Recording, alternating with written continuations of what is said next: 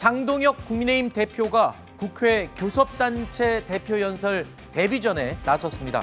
한동훈 전 대표 제명 이후에 당 내홍이 극심한 상황이죠.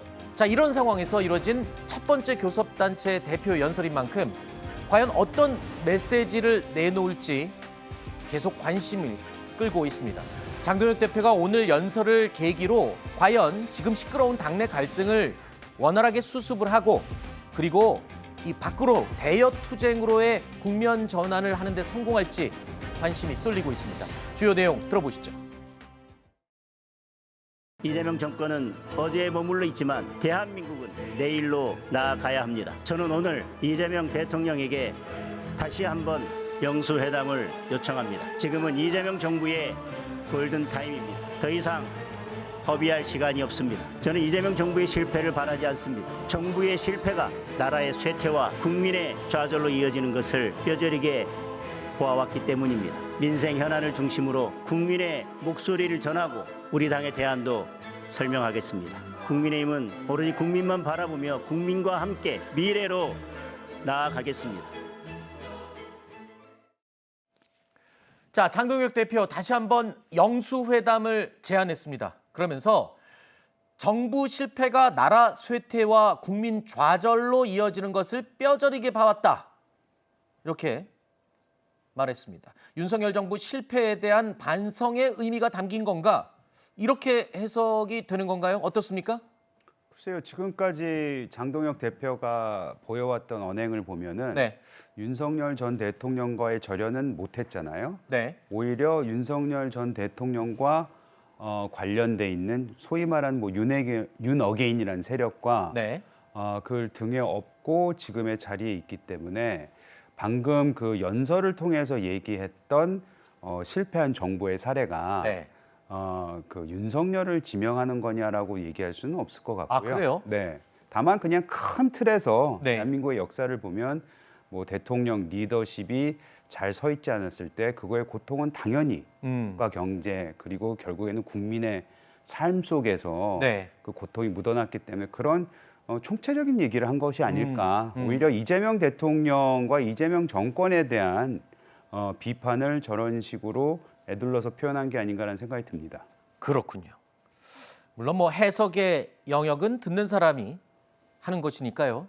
자, 그런데 오늘 이 교섭단체 연설 이후에 장동혁 대표가 거취에 대한 입장을 밝히겠다고 사전에 예고를 했거든요.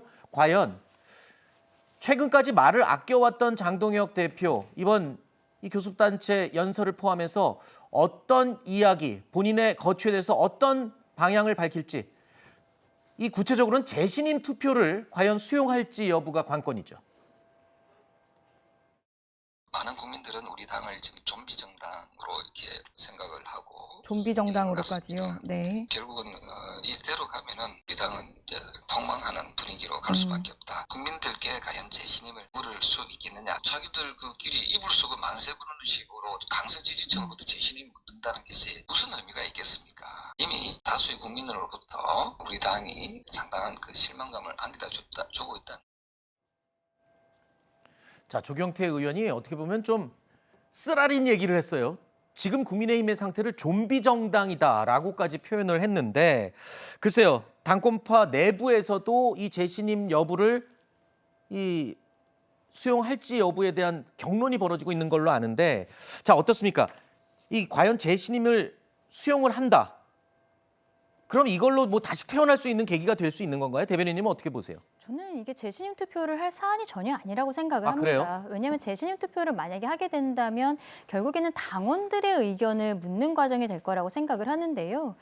당원들의 의견을 묻는 과정이라는 것은 이미 전당대회가 있지 않았습니까? 전당대회 과정에서 장동혁 대표가 후보였을 때 어떻게 보면은 당원 게시판 사태에 대해서는 마무리를 짓겠다는 의지를 보였기 때문에 네. 오히려 전당원 투표로서 재신임 투표를 하게 된다면 장동혁 대표를 지지하는 형태로 빠르게 마무리가 될 것이 더 가능성이 높다고 저는 개인적으로 생각을 하는데요. 네. 근데 장동혁 대표 입장에서는 지금 이 상황에 대해서 경찰의 수사 결과를 지켜보겠다라고 이야기를 하고 있습니다. 한 전 대표에 대한 내용. 예, 이 부분이 오히려 저는 합리적이라고 생각을 합니다. 왜냐하면 조경태 의원이 조금 아까 이야기한 것도 저는 좀 받아들일 부분이 있다고 생각하는 것이 이 저희 당 안의 혼란이 당원들의 생각만으로 수습하기보다는 앞으로의 지방선거 같은 과정에 있어서 우리가 국민들을 설득하기 위해서는 국민들께서 갖고 계신 생각도 확인해야 되는 것이 필요하다고 생각하거든요. 아하. 그러면은 재신임 절차라는 것은 큰 의미가 없지 않나라고 생각을 하는 겁니다.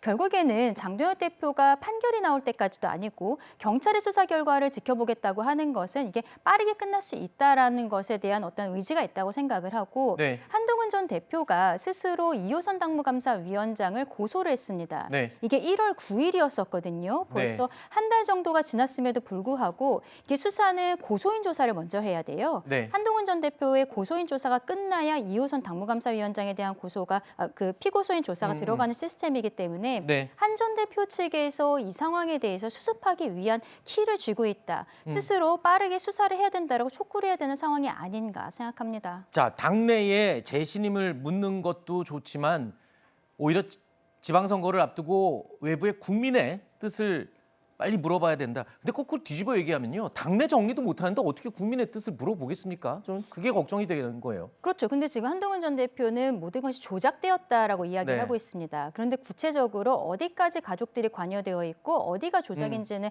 명확히 이야기를 하지 알겠습니다. 않고 있거든요. 그 부분 이제 경찰 수사를 통해서 그렇죠. 하겠다. 경찰 수사의 결과가 나와야 저희 당 입장에서도 국민들의 의견을 물을 수 있는 적어도 사실관계가 확인이 된 다음에 국민들의 의견을 들어야 되는 것이 아닌가 싶은 것이죠. 알겠습니다. 왜 재신임에 대해서 이렇게 관심을 갖냐 하면 지금 너무 어려운 상황이다 보니까 어떻게 보면 리셋해서 좀 새로운 출발을 하려면 또 명분을 얻으려면 당대표로서 재신임이라는 좀 관문을 통과해서 뭔가 새롭게 시작할 수 있는 계기가 될 수 있지 않을까 저는 그런 차원에서 여쭤본 거였거든요.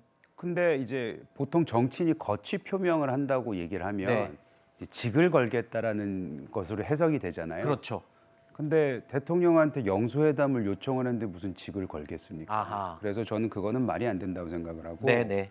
지금 저는 개인적으로 경찰 수사를 두고 보자라는 것도 사실은 너무 앞서갔다는 생각이 들어요.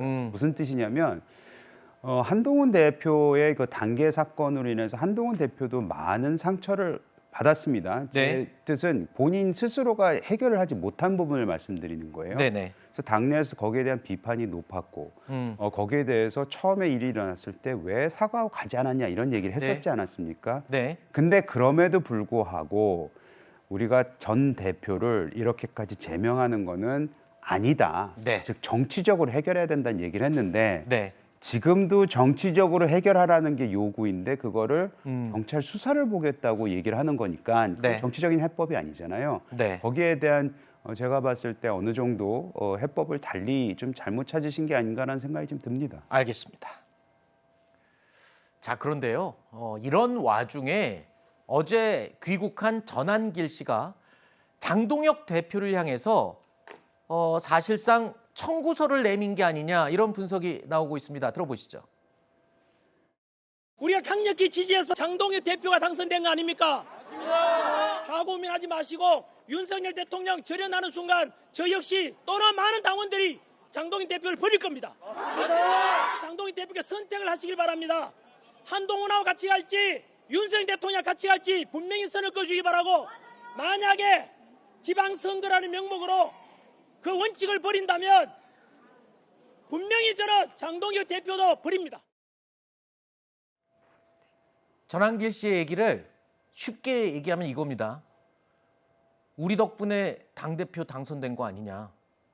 선택해라. 윤석열이냐 한동훈이냐. 지금 장동혁 대표 입장에서는요. 지방선거 승리해야 되는 과제, 내용을 해결해야 되는 과제, 이 상황에서 뭐 중도 확장이냐 아니면 보수 결집이냐 여러 가지 과제가 있어요. 하필 이 시점에 전한길 씨가 와서 저 과제를 던졌어요. 선택을 하랍니다.